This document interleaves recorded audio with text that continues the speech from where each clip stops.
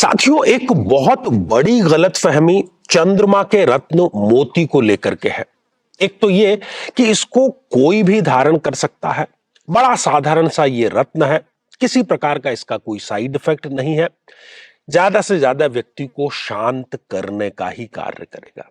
साथियों, ये बहुत बड़ी गलतफहमी है और लोग इसका खामियाजा भी भुगत रहे हैं।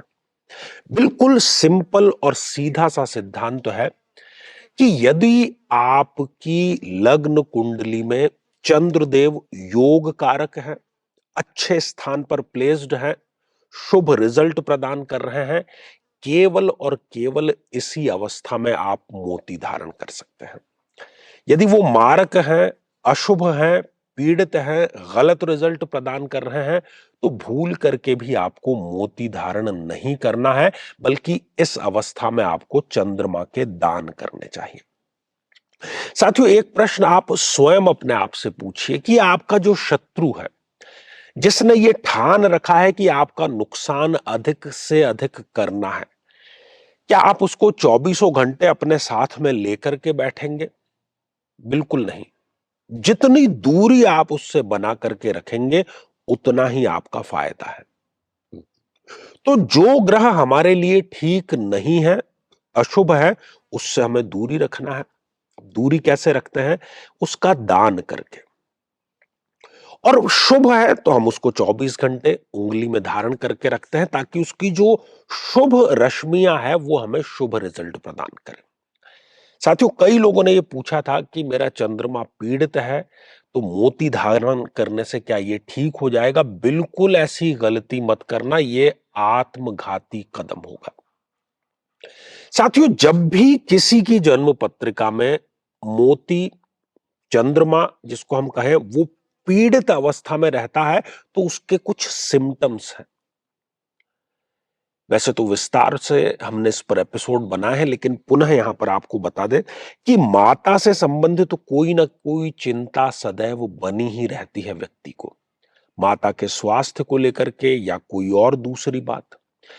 व्यक्ति का जो मन है वो कला क्षेत्र में कुछ बड़ा करने का होता है, उसमें मादा भी होता है, लेकिन वो कला क्षेत्र में चाहते हुए भी सफल हो नहीं पाता। ये शीत जनित, ठंड जनित जितने भी रोग हैं, बड़ी आसानी से उसको होते हैं। सदैव नजला जुकाम रहता है। और स्त्रियों की यदि हम बात करें, चूंकि स्त्रियों का और चंद्रमा का बड़ा गहरा संबंध है। जैसे चंद्रमा अपनी पूरी कलाएं लगभग 27-28 दिन में पूरी करता है, वैसे ही प्रत्येक महिला का जो मासिक धर्म है, वो भी लगभग इतनी अवस्था काल में ही पूर्णता का रूप धारण करता है। तो स्त्रीजन्य रोग होते हैं स्त्रियों को। मन का कारक है चंद्रमा। जितनी जल्दी हमारा मन बदलता है, चंद्रमा भी उतनी ही जल्दी बदलता है।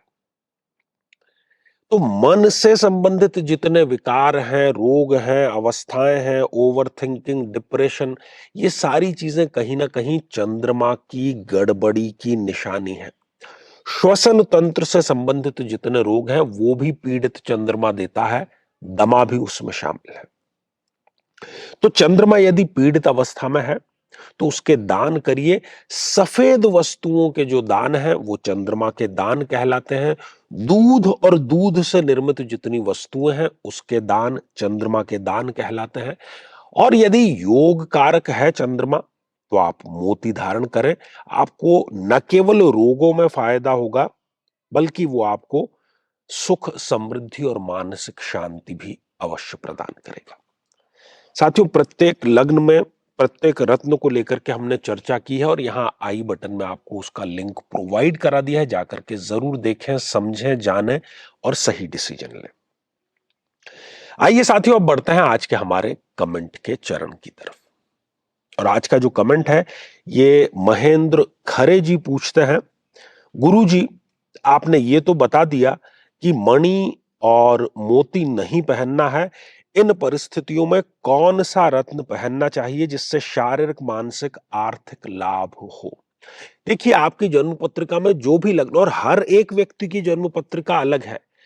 ऐसा कभी नहीं है कि मेष लग्न के सब हैं तो सबके लग्नेश मंगल है तो सब मूंगा धारण करेंगे, नहीं।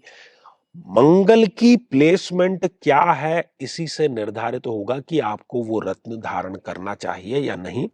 यूट्यूब पर आप सर्च करें, अपने लग्न का नाम लिखें, रत्न का नाम लिखें, आचार्य चंद्रकांत लिखें, तो वो वीडियो आपको वहां पर मिल जाएगा।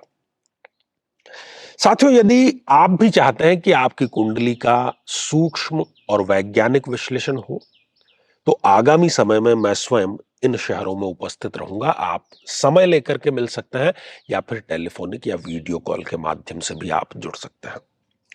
और यदि आप चाहते हैं कि आपके किसी एक प्रश्न का निःशुल्क मार्गदर्शन किया जाए, जो कि हमारे इसी चैनल पर प्रति शनिवार दोपहर 3 बजे हम खास लाइव कार्यक्रम लेकर के आते हैं, लेकिन उसमें शामिल होने के लिए आप हमारे इस वीडियो को हाइप कीजिए और उसका जो स्क्रीनशॉट है वो दिए गए व्हाट्सएप नंबर पर भेज दीजिए।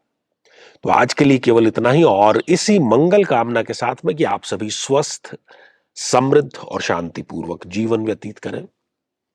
नमस्कार।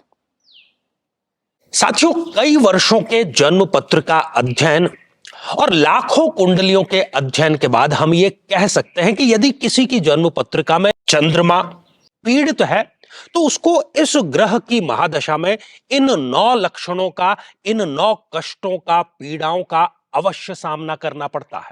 माता को कष्ट या माता से कष्ट, किसी न किसी प्रकार का गुप्त रोग, श्वास रोग, मानसिक रोग, तनाव या डिप्रेशन, अनिर्णय की स्थिति, ओवर थिंकिंग, स्त्रियों को स्त्रीजन्य रोग होना, या ऐसी स्थितियां जिसमें कि व्यक्ति एक अज्ञात भय से पीड़ित रहता है।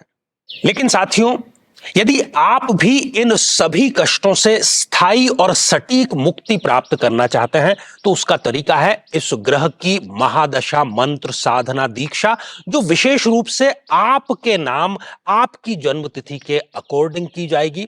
और गुरु दीक्षा के माध्यम से अभिमंत्रित माला भी आपको प्रदान की जाएगी, ताकि न केवल ये सारे कष्ट दूर हों, बल्कि ये पूरी की पूरी महादशा आपके लिए शांतिदायक और सुख समृद्धिदायक साबित हो।